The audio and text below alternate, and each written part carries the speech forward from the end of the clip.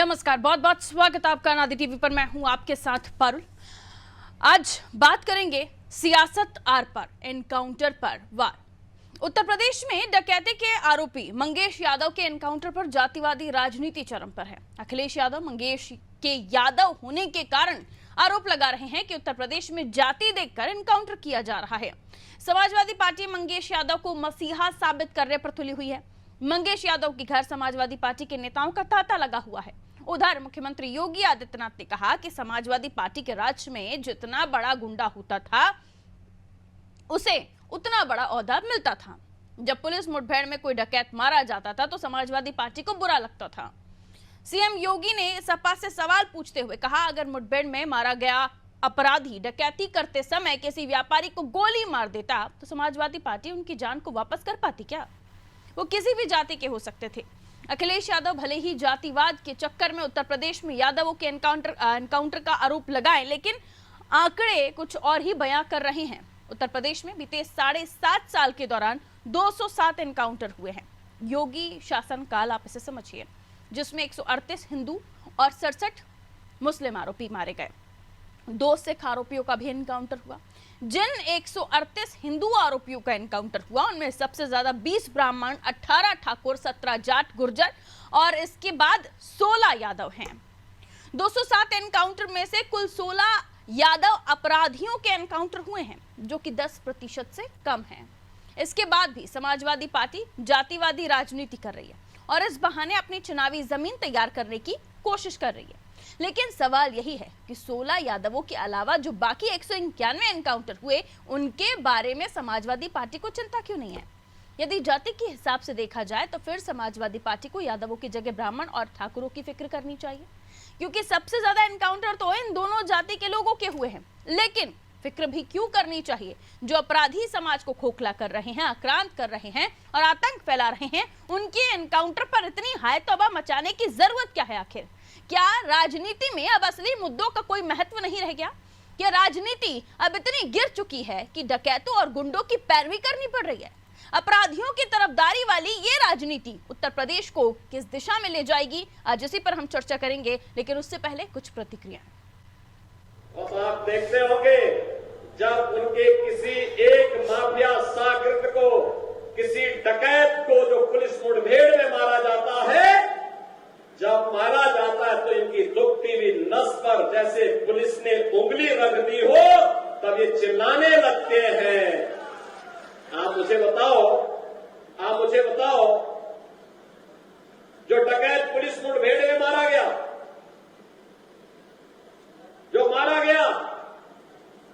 अगर वह डकैत जैसे हथियारों का प्रदर्शन करते हुए डकैती डाल रहा है, वहां ग्राहक भी बैठे हैं, ग्राहकों को खड़ा करके एक तरफ करके अगर गोली मार देता तो क्या उनकी जान को ये समाजवादी पार्टी वापस कर पाती क्या? और वो किसी भी जाति के हो सकते थे। ग्राहक वो यादव भी हो सकता था, दलित भी हो सकता था, किसी भी जाति का हो सकता था। घमंड और अहंकार में डूबी भाजपा की सरकार नियमों और कानूनों की धज्जियां उड़ा रही है। कोई भी अपराध हो उसके आरोपियों को दोषी करार देना और उनको सजा देने का काम न्यायालय का है, ना कि सरकार और पुलिस का है। उत्तर प्रदेश सरकार ने एसटीएफ का दुरुपयोग करके जिस प्रकार से पीड़ितों, शोषितों और पिछड़ों का नरसंहार करने का काम किया, इससे पुलिस की वर्दी पर भी खून के छींटे पड़ रहे हैं। भाजपा को ना तो न्यायालय पर विश्वास है, भाजपा को ना तो कानून पर विश्वास है और भाजपा को ना तो देश के संविधान पर विश्वास है। भाजपा सत्ता के नशे में धुत है। भाजपा सत्ता के नशे में आकर संविधान को, कानून को और नियमों को कुचलने का काम कर रही है। अखिलेश यादव जी हर प्रकार के प्रयत्न कर रहे हैं कि कैसे बदमाश अपराधी मंगेश यादव का बचाव किया जा सके। अब वो लूट के माल पर सवाल उठा रहे हैं। अरे भाई, अभी अपराधी सारे गिरफ्तार नहीं हुए हैं, कुछ अपराधी अभी बाकी हैं।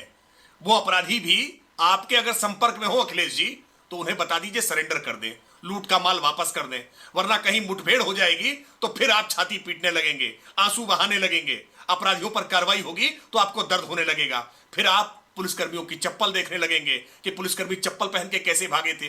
अरे ये अपराधी है, अपराधियों की जाति मत देखिए। उत्तर प्रदेश की सरकार बहुत कठोरता से कार्रवाई कर रही है और यूपी पुलिस इस पूरे मामले का खुलासा करेगी। हर अपराधी जेल की सलाखों के पीछे होगा और सारा लूट का माल बरामद होगा।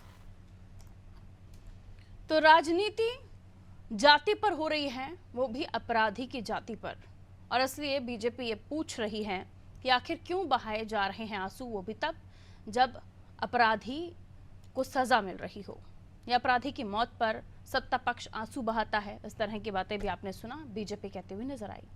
मिलिए उन मेहमानों से जिनके साथ हम आज चर्चा करेंगे। चंद्रमोहन चौबे जी भारतीय जनता पार्टी से जुड़ रहे हैं, राजेंद्र सागर जी कांग्रेस से जुड़ रहे हैं, सुमैया राणा सपा से हमारे साथ बनी हुई हैं, नीरज मेहरे जी वरिष्ठ पत्रकार हैं।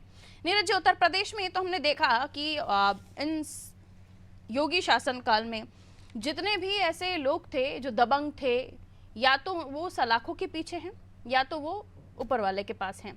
लेकिन इस केस में जो कि जिसके ऊपर हर साल, मंगेश यादव की मैं बात कर रही हूँ, जिसके ऊपर हर साल कोई ना कोई मुकदमा रहा, उसके पैरवी करने की जरूरत अगर सपा को महसूस हो रही है तो बीजेपी उस पैरवी पर ये अपनी बात रख रही है कि आखिर अपराधी की मौत पर आपको इतना दर्द क्यों, और अगर ऐसा है तो तमाम जितने भी अपराधी हैं वो सरेंडर कर दें, वरना फिर अखिलेश जी को दर्द होने लगेगा। आप क्या कहेंगे सर, उत्तर प्रदेश की जो राजनीति है वो जाति के लिए इतनी नीचे चली गई है, या राजनेताओं ने जाति के राजनीति करने के लिए इतना लेवल डाउन कर लिया है कि वो अपराधी की जाति पूछकर एनकाउंटर करने की बात कर रहे हैं?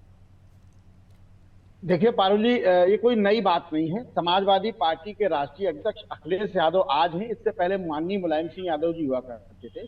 तो समाजवादी पार्टी का अपराध और अपराधी से पुराना रिश्ता है, पुराना नाता रहा है। चाहे वो अतीक अहमद रहे हो, चाहे मुख्तार अंसारी रहे हो, कोई भी बड़ा माफिया ले लीजिए, कभी भी उनके पार्टी से सांसद हो जाता था या विधायक हो जाता था। ये कोई नई बात नहीं है। अखिलेश यादव जी तब क्यों नहीं बोले जब 20 ब्राह्मण, 18 ठाकुर और 17 दलित मारे गए थे? तब मुठभेड़ के में क्यों नहीं बोले अखिलेश यादव? इसका मतलब समाजवादी पार्टी के पास कोई राजनीतिक मुद्दा नहीं बचा है। अब वो केवल ये देख रहे हैं कि भारतीय जनता पार्टी के पास जो यादव भी इनके खेमे से खिसक के जा रहा है, उस यादव को रोकने के लिए एक ये सोची समझी चाल चली गई। निश्चित रूप से उत्तर प्रदेश में अपराधियों का सफाया हो रहा है, इसमें कोई दो राय नहीं है। कानून व्यवस्था इकबाल बुलंद हो रही है, बिल्कुल ठीक बात है। लेकिन इनको उस समय क्यों नहीं याद आई जब अनुसूचित जाति के 3 लोग मारे गए, 67 मुसलमान मारे गए, 2 सिख मारे गए, यादव 16 ही तो मरे हैं, अपराधी मारे गए हैं। कोई यादव अगर निष्पक्ष हो, ईमानदार हो और उसको मारा गया हो मुठभेड़ में, तो सवाल किए जा सकते हैं। लेकिन मुझे नहीं लगता कि इस तरह की बात समाजवादी पार्टी के राष्ट्रीय अध्यक्ष को करनी चाहिए। अखिलेश यादव जी की सरकार में निश्चित रूप से माफिया राज था, इसमें कोई दो राय नहीं है। इसके जीते जागते सबूत सरकार बता चुकी है और आपने और हमने भी मीडिया पे देखे। तो इस तरह की बात करके वो अपने आप को छोटा साबित कर रहे हैं। जी पारुल जी, समाजवादी पार्टी के पास में चले जाऊंगे अब। सुमैया जी, उत्तर प्रदेश में लोकसभा चुनाव में आपको काफी अच्छी सफलता मिली। जो आकलन किया गया, विश्लेषण हुआ, पीडीए बेहतरीन काम कर गया।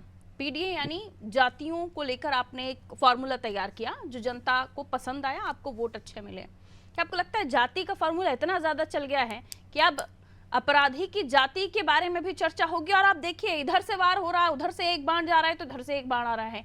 उत्तर प्रदेश के 2 ऐसे बड़े नेता जो सत्ता पक्ष में है, विपक्ष में है, मुख्यमंत्री, पूर्व मुख्यमंत्री अखिलेश यादव, उनके जुबानी बाण इस बात पर चल रहे हैं कि इस जाति का ये शख्स था, इसको मार दिया गया। और अब पूछा यह भी जा रहा है कि अब आप क्या कहेंगे? ये जो पूरी लिस्ट है, इतने सारे एनकाउंटर जिसमें सबसे ज्यादा ब्राह्मण और ठाकुरों के एनकाउंटर हुए हैं, तब अखिलेश जी को जाति नहीं याद आया? मतलब मुझे इस बात पे बहुत हैरानी हो रही है कि एक ही एनकाउंटर प्रोग्राम में जो बड़ा गुंडा था, जिस पर मंगेश यादव से ज्यादा मुकदमे थे, उसके पैर पे गोली मारी जा रही हो, और जो उससे निचले 2म दर्जे के कथाकथित बदमाश को आप गोली मारते हैं और वो मर जाता है। पुलिस के हाथ तब क्यों थरथरा रहे थे जब विपिन सिंह पे गोली चलानी थी? बात यहाँ एनकाउंटर की नहीं है। पुलिस का काम है एनकाउंटर करना। बहुत सारे फर्जी एनकाउंटर भी होते हैं, वो भी मैंने देखे हैं। और बहुत सारे ऐसे पूर्व पुलिस वालों से सुना भी है। लेकिन मुझे सबसे ज्यादा दिक्कत इस बात की हो रही है कि क्या किसी ओबीसी के साथ खड़ा होना इतना बड़ा गुनाह है? आप खुद सोचिए कि जिस वक्त एनकाउंटर हो रहा हो उस वक्त पुलिस की गोली ये देख के चलती है कि किस पर हमको गोली चलानी है एनकाउंटर में, किस पर नहीं चलानी है। ये बड़े अफसोस की बात। और जो अभी हमारे से पहले भाजपा के प्रवक्ता, जिनको आपने शायद गलत लिख दिया है पत्रकार वहां पे भूले से, या आपको कोई प्रवक्ता मिला नहीं होगा कि वो फेस करता है यहाँ आके बैठ के हम लोगों। मैं ये कहना चाह रही हूँ आपसे अच्छी तरीके से कि लखीमपुर में किसानों पर जब गाड़ी चढ़ती है तब सबके मुंह में दही क्यों जम जाता है? दलित बच्ची के साथ हाथरस में जो कुछ होता है तब आपके मुंह में दही क्यों डिबेट जम को जाता है? डिरेल मत कीजिए। ना, ना, एनकाउंटर पर बात हो रही है। आपके समय के एनकाउंटर याद दिला दूंगी तो फिर आपको दिक्कत हो जाएगी। आपने कहा कि आपने देखे एक एनकाउंटर बताइए जो आपने अपनी आंखों देखी हमारे दर्शकों को बता सके। किसके सामने एनकाउंटर हो सकते हैं? मतलब ये है कि एक सेकंड सुमैया जी, आप ही की बात से आप ही से सवाल पूछ रही हूँ मैं। आपने कहा कौन से पूर्व पुलिस अधिकारी थे जिन्होंने आपको फेक एनकाउंटर के बारे में बताया? खुलासा कर दीजिए आज। आप निष्पक्ष डिबेट नहीं करा रही। मैं बिल्कुल निष्पक्ष डिबेट कर रही हूँ। आप मेरे काम पर उंगली मत उठाइए, बेहतर होगा आपके लिए। मैं आपसे पूछ रही हूँ, आपने कहा पार्टी पर इल्जाम लगा रही हैं, तो आपने क्या कहा? बात सुनिए। एक सेकंड, आपकी जिम्मेदारी है कि आप एक एंकर का रोल निभाइए, ना कि आप एक भारतीय जनता पार्टी की प्रवक्ता का रोल निभा रही हैं। मैडम, भारतीय जनता पार्टी की प्रवक्ता भी नहीं हूँ, ना समाजवादी पार्टी की प्रवक्ता हूँ। जब बीजेपी से सवाल पूछूंगी तो सुनिएगा और कान खोलकर सुनिएगा कि क्या सवाल पूछ रही हूँ। आपसे सवाल पूछ रही हूँ तो आपसे आप ही के सवाल पूछे जाएंगे मैडम। बीजेपी का सवाल सपा से नहीं पूछा जाएगा। आपको जवाब नहीं देना तो वो बात अलग है मैडम, आपको जवाब नहीं देना तो वो बात अलग है। आपने कहा कि आपने एनकाउंटर देखा, एक एनकाउंटर बताइए आंखों देखी। आप एक एनकाउंटर बताइए आंखों देखी अपना। आपने कहा मैंने एनकाउंटर देखा, पूर्व पुलिस अधिकारियों से आपने एनकाउंटर के बारे में सुना। कौन से फेंकेगा एनकाउंटर के बारे में सुना? जाति, अपराधी के जाति पूछेंगे आप लोग, अपराधी के जाति पूछेंगे आप लोग, अपराधी की जाति पूछेंगे आप लोग। ये पहले भी करते आए और अब भी कर रहे हैं, स्वीकार कीजिए। आई एम सॉरी, डिबेट ऐसे नहीं होती है। आप नहीं सिखाइए कि डिबेट कैसे होती है और कैसे नहीं होती है मैडम। आप बिल्कुल मत सिखाइए, आप अपना काम कीजिए जो आपका काम प्रवक्ता होने का। मैडम डिबेट नहीं होती, मत कीजिए, आप चले जाइए, क्विट कर लीजिए। ठीक है, बीजेपी से सवाल सॉरी, आई एम सॉरी। बिल्कुल मत कीजिए। जब सवाल आपसे पूछा जाए तो आपको पसंद नहीं आ रहा है, जवाब आपसे पूछा जाए आप अपनी ही बातों में जब फंस जाए तो आपको लगता है कि सामने जो एंकर है वो बीजेपी का हो गया है। शर्म आनी चाहिए आपको। चंद्रमोहन चौबे जी, सवाल पूछे जा रहे हैं कि आखिर मुख्य आरोपी को वो सजा नहीं दी गई, यानी उसका एनकाउंटर नहीं किया गया, किसी और का एनकाउंटर हो गया। ये बार बार सपा आपसे सवाल पूछ रही है और अब वो पिक्चर भी सामने आ जाती है जिसमें आपके अधिकारी ये कहते हैं कि हमने बुलेट प्रूफ जैकेट्स पहने हुए थे, लेकिन बाद में वो चप्पल में दिखाई देते। उसके बाद उनकी सफाई भी उस पर नहीं आई है। कुछ ऐसे लूप होल्स जिस पर शक करने को मजबूर हो रहे हैं कि क्या वाकई ये एनकाउंटर था। पारुल जी, सबसे पहले तो ये चर्चा इस विषय पे होनी चाहिए अपराधी के ऊपर। चाहे वो अपराधी किसी भी जात का हो, उसका कोई जात नहीं होता। दंगाई चाहे किसी भी जाति का हो, किसी भी धर्म का, वो सिर्फ दंगाई होता है। आतंकवादी चाहे वो किसी भी धर्म का हो, अगर आतंक फैलाता है तो वो आतंकवादी है। और रही बात समाजवादी पार्टी की मंगेश यादव को लेकर, तो आप ये बताइए, मंगेश यादव की ये बता रही थी कि छोटा मोटा अपराधी 10,000 का 20,000 का होता है, जिसके ऊपर 1 लाख का अपराधी का इनाम घोषित हो, और उसी जिले में नहीं, अगल बगल के जिलों में हो, चाहे वो जौनपुर हो, चाहे अंबेडकर नगर हो, चाहे अयोध्या जिला हो, कम से कम 4-5 जिलों में इस अपराधी के ऊपर FIR दर्ज है। और उस अपराधी को ये छोटा मोटा अपराधी बता रहे हैं जो 1 लाख का अपराधी है। और रही बात समाजवादी पार्टी का चरित्र क्या रहा है, ये किसी को बताने की जरूरत नहीं है, आवश्यकता नहीं है। ये वही समाजवादी पार्टी है जो आतंकवादियों पर से मुकदमे वापस लेती है। ये वही समाजवादी पार्टी है, जब उत्तर प्रदेश में मुजफ्फरनगर का दंगा फैला तो इन समाजवादी पार्टियों के अपराधियों पे संरक्षण की वजह से, याद करिए सचिन गौरव को, जिनकी बहन को और भतीजी को जो है इनके पुराने समर्थकों ने इतिहास पे बाद में जाऊंगी, पहले वर्तमान में चर्चा करूंगी चौबे जी। और ये बताइए, वो जो मंगेश यादव की बहन है वो ये कहती हुई नजर आ रही है कि वो कोचिंग के फीस भरने गया हुआ था, वहां से पुलिस ने उसे उठाया है। वही मैंने कहा, कई सारे लूप होल्स हैं जिन पर सवाल उठ रहे हैं और उसका जवाब पुलिस को भी देना पड़ेगा और आपको भी देना पड़ेगा, क्योंकि पुलिस का कंट्रोल आपके पास है। सुन लीजिए पारुल जी, ये बताइए, आप वरिष्ठ पत्रकार हैं, एक अपराधी का नाम बताइए या एक आतंकवादी का या एक दंगाई का जिसके परिवार ने ये कहा हो कि मेरा बेटा, मेरा भतीजा और वो जो है निरपराध है, उसने कोई अपराध नहीं किया है, किसी ने स्वीकारा है क्या? वो तो सबसे बड़ा दुर्भाग्य देखिए इस बात का है पारुल जी कि किस प्रकार से अपराधियों को संरक्षण दिया जा रहा है। भय मुक्त समाज जो माननीय योगी आदित्यनाथ जी के राज्य में स्थापित हुआ इस उत्तर प्रदेश में, आज ये वही जंगल राज जो 2017 से पहले हुआ करता था उत्तर प्रदेश में, यही उत्तर प्रदेश की राजधानी है, जहां के जो है उप डीजीपी के कार्यालय के सामने एक पुलिस अधीक्षक को जो है लोगों ने, अपराधियों ने दौड़ा कर मारा। यही उत्तर प्रदेश की राजधानी तोड़ीनगर विधानसभा में आसियाना थाना था, जहां पर थाने में घुसकर पुलिस वालों को मार पीट कर उत्तर प्रदेश में बहुत कुछ देखा है और बहुत कुछ चीजें उत्तर प्रदेश को जो जानने वाले हैं वो बहुत कुछ बताते हैं। लौटूंगी आपके पास, बहुत ज्यादा टाइम आपको नहीं दे पा रही हूँ मैं दोबारा से आपके पास आ जाऊंगी। मैं राजेंद्र जी को इन कर लूं।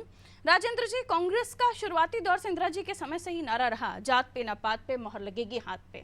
उस वक्त इंदिरा जी भी जात बात को नहीं मानती थी और ना ही उसको प्रमोट करती थी।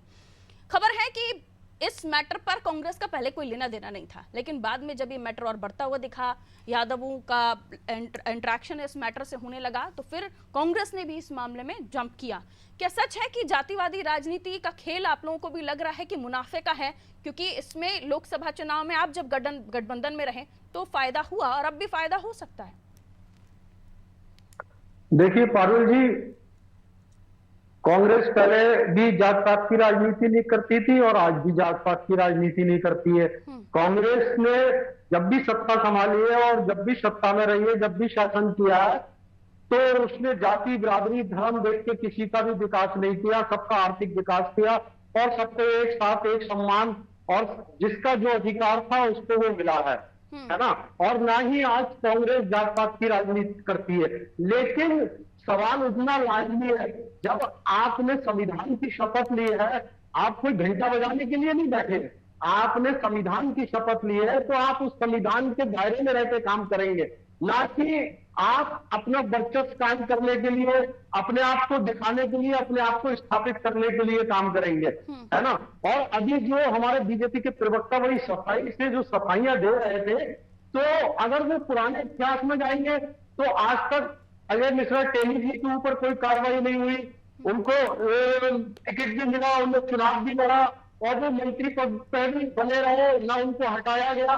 तो तमाम तरीके की इस तरीके की चीजें हैं। और दूसरी चीज ये है कि जो उस मुठभेड़ में 25 उसके ऊपर ऐसे मुकदमे थे जो इंडियन पेनल कोड के तहत बहुत गंभीर मामले थे, लेकिन आपने एक 15 मुकदमे जिसके ऊपर आमतौर के मुकदमे थे उसको आप गोली मार देते। तो सवाल उतना लाजमी है। एक सवाल और पूछ रही हूं राजेंद्र जी आपसे, ये अब क्योंकि अब तक जो आपके वक्तव्य आ रहे थे या पार्टी के बयानात आ रहे थे, चाहे सपा के हो चाहे कांग्रेस के हो, उसमें लग रहा था कि आप लोग यादव हैं मंगेश इसलिए सपोर्ट में आ रहे हैं। अब ये बताइए, मंगेश यादव है इसलिए सपोर्ट में आ रहे हैं या ये एनकाउंटर सही नहीं है इसलिए सपोर्ट में आ रहे हैं? क्लियर कर दीजिए। नहीं, ये एनकाउंटर सही नहीं है।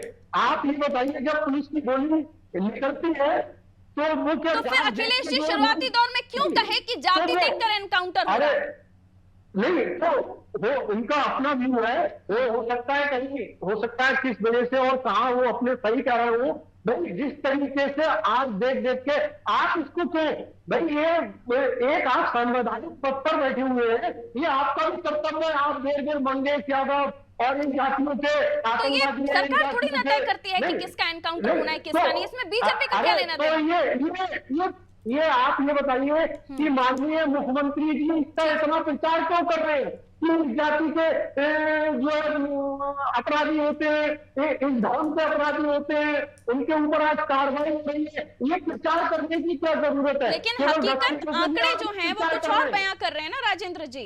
ऐसा लग रहा है अखिलेश जी ने अपने पैर पे कुल्हाड़ी मार ली, ये कहकर कि जाति देखकर एनकाउंटर होते हैं। नीरज जी आपके पास आ रही हूँ, और उसके बाद जब ये एनकाउंटर नंबर्स आ गए कि किसके कितने एनकाउंटर हुए हैं, तो अब आपके पास कुछ बोलने के लिए नहीं आ रही वापस।